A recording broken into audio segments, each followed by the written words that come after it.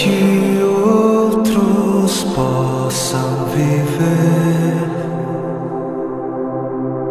vale a pena morrer, para que outros possam viver.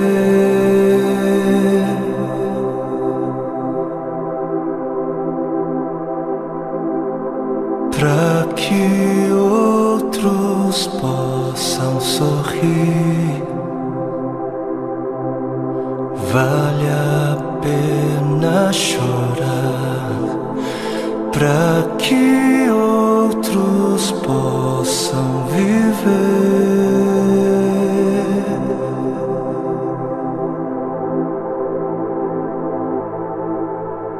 Portanto, visto que temos este ministério pela misericórdia que nos foi dada, não desanimamos.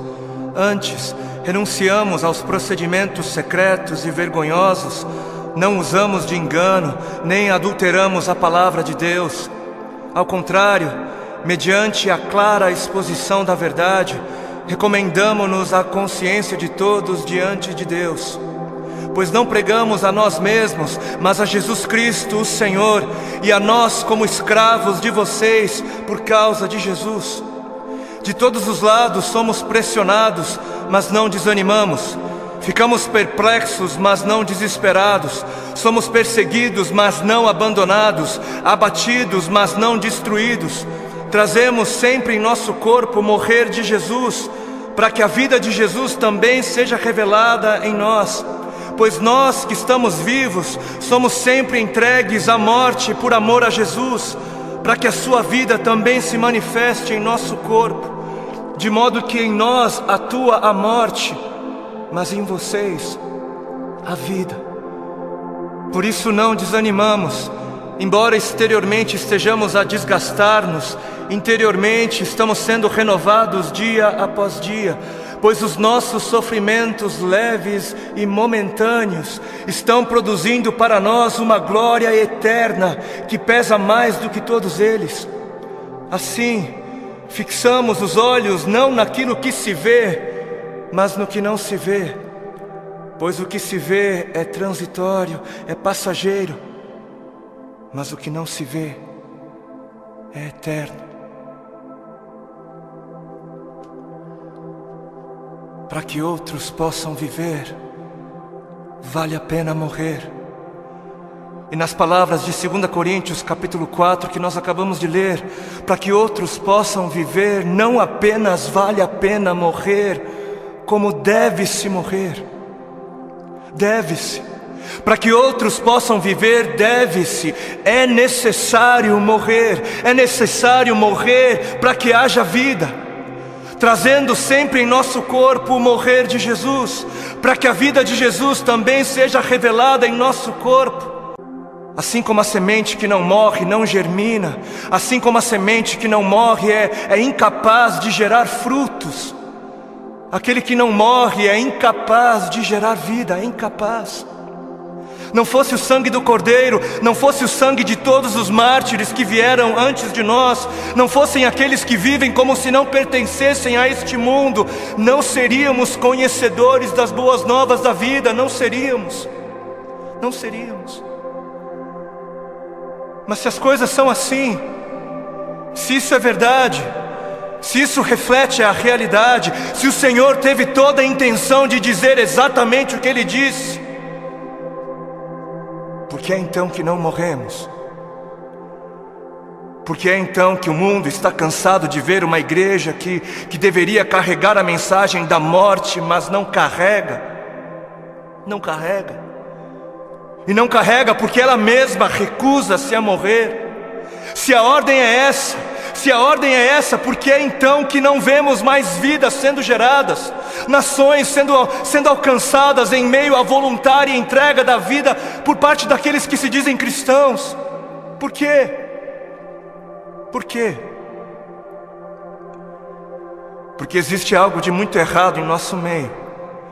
Existe algo de muito errado em meio àquilo que chamamos de Evangelho do Reino de Deus. Evangelho do Reino de Deus, não o Evangelho do Reino dos homens para os homens, não o Evangelho do Reino desta terra para esta terra, não o Evangelho do seu reino para você mesmo, para o seu próprio benefício, mas o Evangelho do Reino de Deus para o benefício de Deus.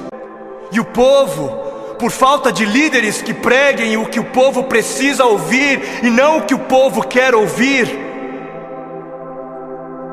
o povo está adorando outros bezerros de ouro. E o grande bezerro de ouro dos nossos dias é a bênção. O grande bezerro de ouro dos nossos dias é a vitória, é a conquista, é o bezerro da prosperidade, é a saúde, é o meu bem-estar, é o meu conforto, é a minha necessidade, é o meu reino, é a minha vida. 7 passos para alcançar a bênção aqui, 40 dias de jejum da vitória ali, 12 maneiras para ser próspero um pouco mais adiante, e 318 formas para você fazer com que Deus faça aquilo que você quer que Ele faça. Não importa se Ele queira fazer ou não, porque afinal o modelo de Jesus, não seja feita a minha vontade, mas a sua, serve para Jesus, serve para o Filho de Deus, não serve para mim, não serve para a igreja. Quantos já foram a alguma campanha que dizia: campanha do negue-se a si mesmo, campanha dos 3 passos para morrer, ou a campanha das 7 maneiras de amar ao seu próximo como a si mesmo, campanha de 40 dias de jejum para que eu possa carregar a minha cruz? Não?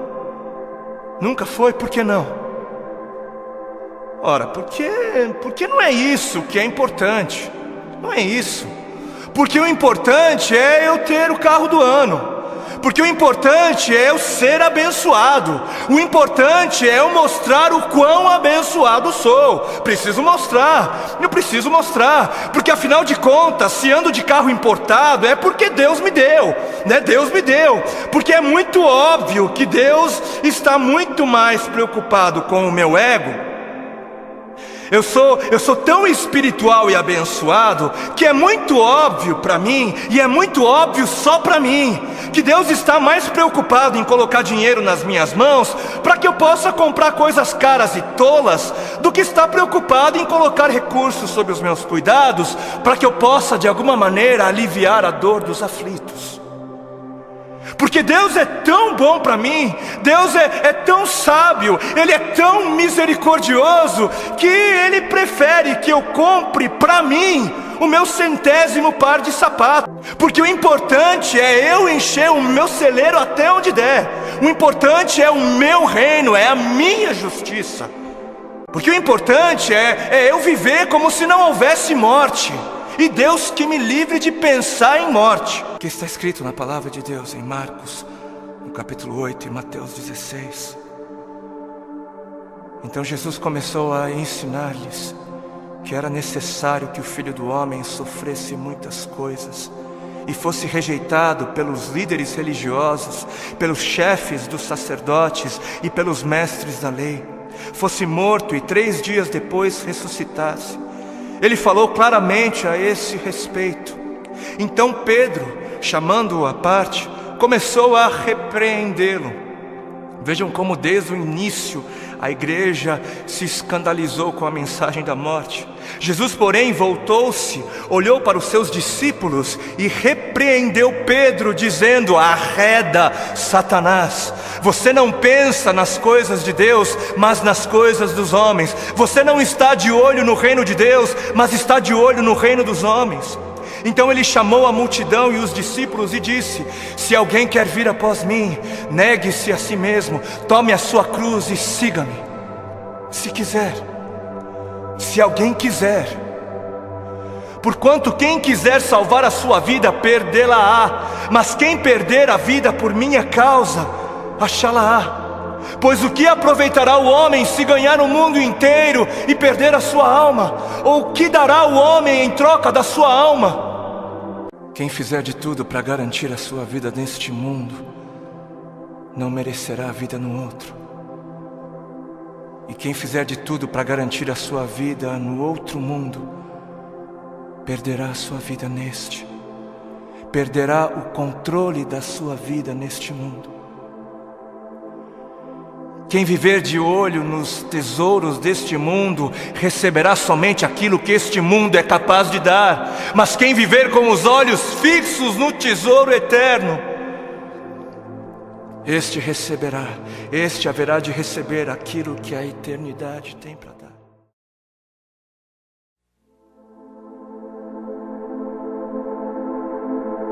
Para que outros possam viver, vale a pena morrer. Para que outros possam viver,